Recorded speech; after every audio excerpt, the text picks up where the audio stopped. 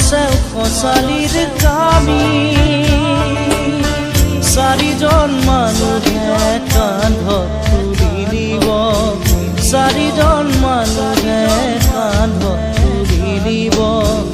নৈৰ ঘাটৰে বুলি মোৰ মনাই নৈৰ ঘাটৰে বুলি দেহৰ ভৰসা নাই বুজিছানে নাই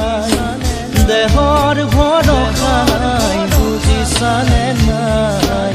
আজি হাঁহি আছো ক'বতো নোৱাৰো